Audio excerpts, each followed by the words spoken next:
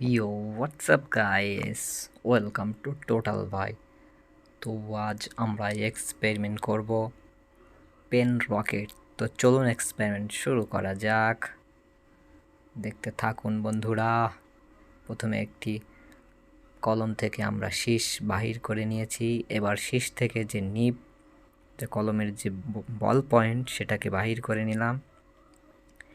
এবার এর ভিতরে আমরা বারুদ দিয়ে দিব, ম্যাচস্টিকের বারুদ মশলা এই ছিদ্রের ভিতরে আমরা দিয়ে দিব। দেখতে পাচ্ছেন আমার হাতে একটি দেশলাই বক্স, এটাকে স্লো মোশনে নিচে ফেলে দেই। এবার এটার থেকে কাঠির যে অংশ সেটাকে বের করে নিচ্ছি বন্ধুরা। হ্যাঁ, গুঁড়া করে নিব। গুঁড়া করে না নিলে এর ভিতরে যাবে না, ঢুকানো যাবে না। হ্যাঁ, গুঁড়া করে নিয়েছি এবং কলমের যে পিন নিব এর ভিতরে আমরা দিয়ে দিয়েছি বন্ধুরা। এবার এটাকে শীষের মধ্যে দিয়ে দিব। Now it's ready to work. মোমবাতি জ্বালিয়ে নিব বন্ধুরা। এখন মোমবাতি জ্বালিয়ে নিয়েছি। এইবার টেস্টিং টাইম।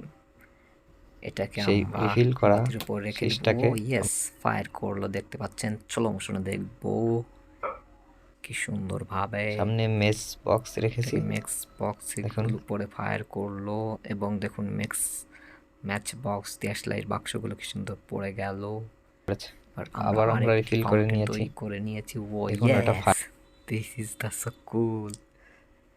সো কি সুন্দর একটি চমৎকার একটি স্লো মোশন দেখলাম বন্ধুরা। এইবার এটাকে আরো স্লো মোশনে দেখার চেষ্টা করব। Oh yes yes yes yes yes yes yes, দেখতে পাচ্ছেন।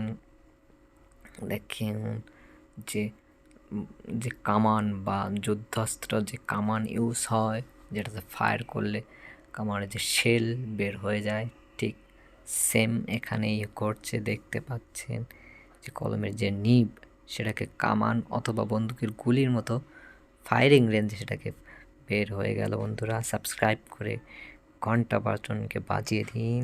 ধন্যবাদ।